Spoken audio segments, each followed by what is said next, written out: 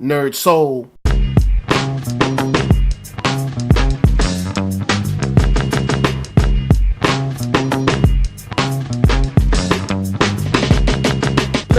At OneYoungsta, holding it down, bringing that street geek and nerd soul. And what is up, my people, today? Oh yeah, we got a special episode, a movie review for you. We're gonna be talking about Get Out. And since the movie's been out for a while, guess what? We're gonna be spoiling this joint. So if you haven't seen the film, go on and go watch it and then come back. Now, since I'm your host, I gotta introduce you to a lovely, wonderful co-host of mine, Dr. Lisa. What's up? Hey, y'all. How's it going, guys? All right, cool. Now, let's get into the film. I know you guys have seen it. You know, you're here. We're about to talk about it. Lisa, what was your first impression of this film? It has a lot of layers. I was not expecting there to be so many layers. I don't know what I was expecting, but it wasn't that. All right. I'd say that I was blown away by just the story, the way it was conveyed, just like the atmosphere that they created at this house. It really impressed me, the level of skill that Jordan Peele just expressed on this joint. It's just incredible to see this film shine the way it was, especially it being kind of like a sleeper hit. You know, we all saw the trailer. You know, we figured, you know, this might be good. Yeah.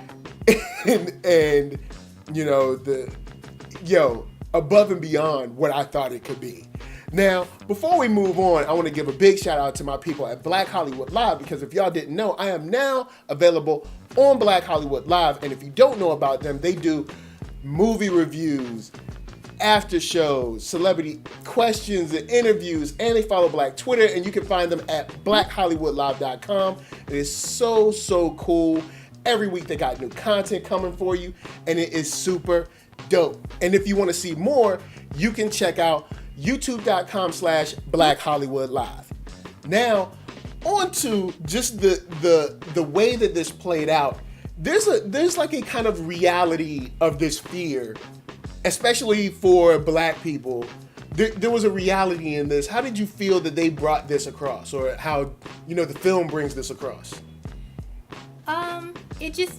I like that it made that fear magnified like 10 times. Okay. This had to have been the most extreme situation, you know, we could be in as a Black person, but we were still able to look at it and say, I kind of understand the situation he's in. You know, he's in this situation, you know, meeting this girl's family for the first time and finds out, oh, by the way, I didn't tell him you were Black. You know, so then you're worried about that.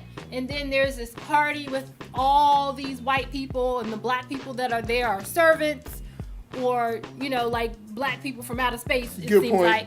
So even though this is to the extreme, we could still relate to being in those situations. Yeah. I would say that there's a lot of day-to-day, you know, experiences that go right into this film. Now, of course, they have to because it's a movie, so they have to fit it into 2 hours. But all of these situations are situations that, you know, Black men and women deal with from day to day. And it was just interesting seeing how he handled it, how he navigated it, how he tried to just kind of like get it over with, if you will.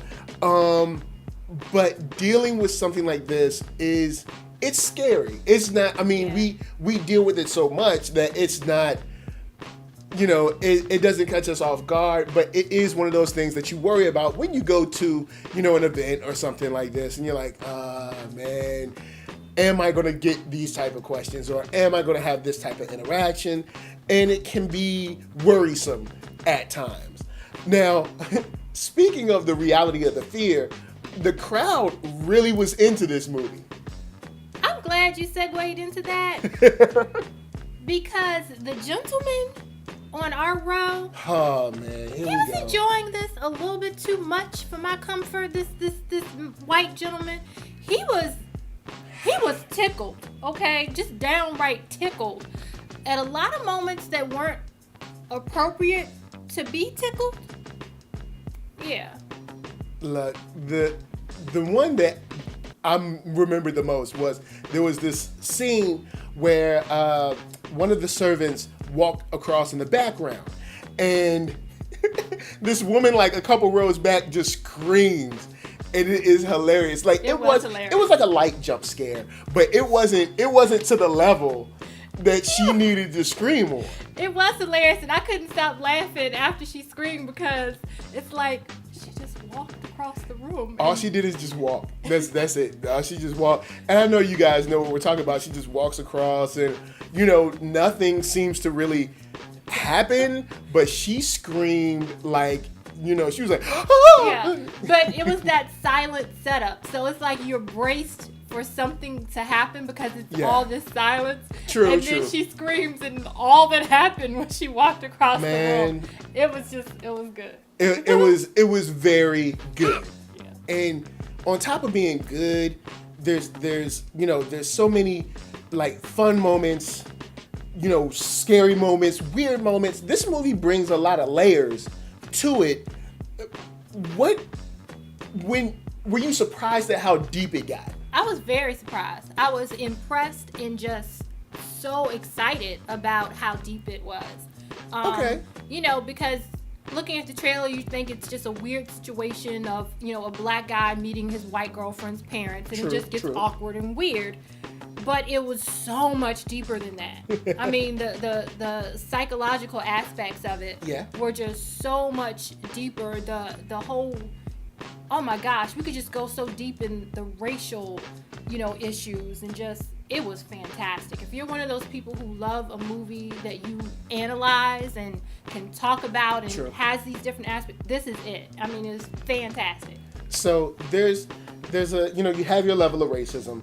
But then you have these different interactions or microaggressions that go on during this party, talking about, how strong he is, or, how ideal his frame is, and, different dinner situations.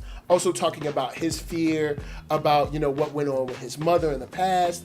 There's so much that plays into what got him there. And then there's so much that plays into after, when we get the reveal of the girlfriend and everything, how cold and calculating she is, and how the family is about this, and how they've discovered how to do this to create, another control over the black body, if you will. Yeah. It's another mode of slavery, if you will. Absolutely. And I love that aspect, or that layer of it, of how they just kind of, brought the whole slavery aspect into more contemporary times, if you will. Yeah. It was very smart. Very smart. Yeah, and on top of being smart, the movie's also funny. You got Lil Rel in there. You got Erica Alexander. What up, girl? I ain't seen you in a minute. Hey, girl. But the movie doesn't let you forget that it can be funny and that it can be your analog into the experience, because Lil Rel pretty much plays us in the film, where it's like, yo, there's something not right about this. This is kind of weird. Even when he gets hypnotized, he kind of brushes it off. And that's a very extremely, deep disrespect of his consent. And it's just kind of, he just kind of brushes it off, I guess, because, you just want to get by. You just want to let it ride, and I have to say, we talk about this all the time. Yeah. I think that was more a man thing. Had that been a black woman, oh no, you're not fitting to hypnotize me after I done told you no, and you all up in my mind and stuff. It would be like, I'm out. You can stay here and do what you want to do, but I'm out. That was way over the line. Yeah, it was over the line, and I know me personally, I just couldn't have stayed there, because at that point, I don't trust you in any way, shape, or form. You don't respect me. That's the other thing. You have no respect for me. Very true. I'm in this vulnerable place where all of you know each other. I don't know any of you. I'm your guest. And you have made me feel completely uncomfortable. You have completely disrespected me. Yeah. I'm gone. I'm out. Yeah. Yeah, it's not worth it at that point to try to salvage anything that could have happened. No. And when it comes to like Lil Rel, when he starts doing his detective work, because the TSA, they do detective work. Okay. All right. They, you know, they don't have the sleep. same training. They got detectives. the same training, I didn't man. know that, but now you know. It's the same training. All right. Just so you know, they get the same skills as regular cops. Even more, because they doing terrorists. You know, cops just doing pickpockets or something. They doing terrorists. They doing the top stuff. But you know what? We can't hate on them because he got his boy in the end. Yes, he did. Yes, he got him. He did that. He did that thing. Now, the acting was cool. The acting was on point. Yeah. The characters were on point. Who shined for you in this movie? Like, who like really stood out? I have to say the girlfriend. Okay. Because I'm with you. You caught it first, but I didn't know that she was in on it until after you said it. And then I realized, oh, well, she had to say, let's take a walk so they could do the auction. That's a whole other issue. They did an auction on him. Yeah. She was scary good. Yeah. And shout out to the actress, because the scene where she's on the phone and she has the stone face, but she's giving all the emotion through the voice. Oh. She was. Yeah. Yeah, you know, look, brothers, look, I'm just, you see my wife. I'm just telling you. All right, now. And we gonna give it to you all up in here. You gonna look. Okay. I'm just telling you. Now, the reveal is crazy because he finally decides, yo, I got to get out of here, because that box was given to him. He gets to see the box and he sees the pictures of her with all these other black guys when he's supposed to be her first. Whenever a girl says you her first, just look. Let's skip that. All right, look, the box, the box gives everything away. He starts seeing people that are at the house, and he knows he has to go. Like, immediately, he has to get the heck up out of there. And that's he knew that before the box. True. He was packing to go, but he was taking the old girl with him. He was packing to go, and then the closet was conveniently left open, and this box was conveniently left right at the edge of the closet for him to see. Good point. Still a mystery who did that. I think it was the maid, but then that doesn't make sense because she was hypnotized. I don't know. Maybe there was a part where she had like a little bit of control over her body or something. Because we did see she had those twitches where she was, kind of snapped out of it for a moment, or was battling with it somehow. Maybe she was the strongest one to be able to kind of fight with it, because she did cry and stuff like that. Did. So that was crazy. Because they did say that you would a little part of you would still be left. So that like was a passenger. That was a little part of her. I think that was still left. I know we're skipping over a whole lot, but we're just talking. This is just a discussion about the film. Yeah. Now, like, what do you think about the scene when he's finally in the basement that they said was full of black mold? That's why you can't go down there. No, it's because it's a little psychological torture dungeon. But what did you think about the explanation? Like, when they gave it to him, what did you think about that scene as a whole? Like, the way that room was set up, the way it was shot, the way it showed, like, the deer, the moose, whatever it was. You know, how did you like the setup of that room? Because that room, for me, was very, very claustrophobic in the way they shot it. It was very weirdly scary in the way the room was. And I think that's exactly what it was supposed to be. Yeah, it was like very strangely closed in, strangely trapping, surrounding. Yeah. It was just, I think that was creepy. I think that was exactly what it was supposed to be. And I think the deer head represented, just like any hunter who puts a deer head on their wall, it's a representation of what they mastered, of their, what they captured. Their, conquests or whatever. Right. And, I think that was exactly what it was supposed to be. And I think because he kept looking at it, and I think in his mind he was like, that's the deer. Me. Yeah, that's me. They may as well have me up on the wall, or maybe they planned to put me up on the wall. I don't know. Yeah. But yeah.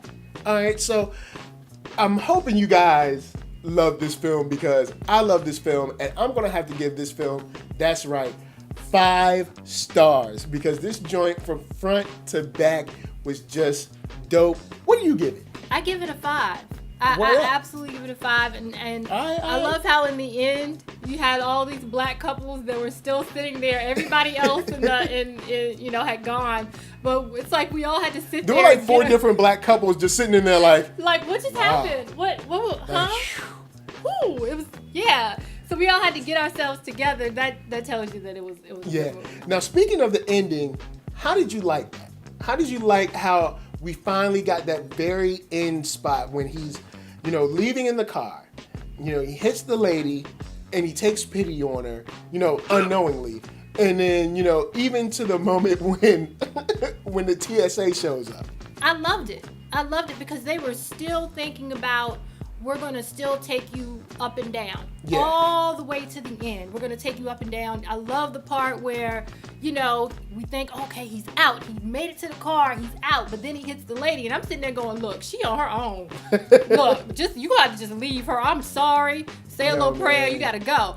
But he battled with it. And he's like, man, I got to take her because she's a victim too. Not knowing that grandma's brain is in there. Yeah. So this is really grandma. Yeah. But I loved it. Yeah. And even the moment after, waking up the guy that was inside, granddad's, I guess, body host or whatever, waking him up and then having him shoot the girlfriend and then immediately shoot himself was very telling of the torture he's gone through in the sunken place. Yeah. You know what I'm saying? So, and then to see the police lights show up, we're all thinking, man, this is over. Man, dang. Yeah, this looks bad. You have all these bodies around you. Yep. You have the gun. You're hovering over, this white girl who's dying. And so he just immediately put his hands up like, I ain't gonna even say nothing. Just, yeah. So there's one small part that I'm not sure if everybody noticed, but when he's choking his girlfriend to death, she smirks at him, which is very interesting because I thought that was going to be the moment where he woke up and realized he was still in the sunken place. I thought that's what they were going to do. But of course he got saved. Everything was cool. But there's a moment where she smirks at him and I'm just like, yo, she is evil. This girl is crazy. But I mean, her parents warped her mind. True. They started this when she was little. We saw the picture. Yeah, she was. She had no chance. It was normal to her. Yeah, her mother is a psychologist who super crazy. Who was super crazy and did psychological things to people like some cartoon villain. So true. Well, anyway, guys, that is our time. That's how we felt about the film. We hope you loved it too. And if you loved it, jump down in the comments. Let's talk about Get Out. We might as well. It's been out for like a month now, y'all. So it's like, look, we can talk about it. But anyway, of course, before I bounce, I got to tell y'all to hit up ThatNERDSoul.com. That's right. You can check out all my videos from the latest to the greatest, the oldest to the newest, and holla at me. Drop me a line. And don't forget to hit up shop.thatnerdsoul.com and pick yourself up a t-shirt, player. And don't forget one for them playettes.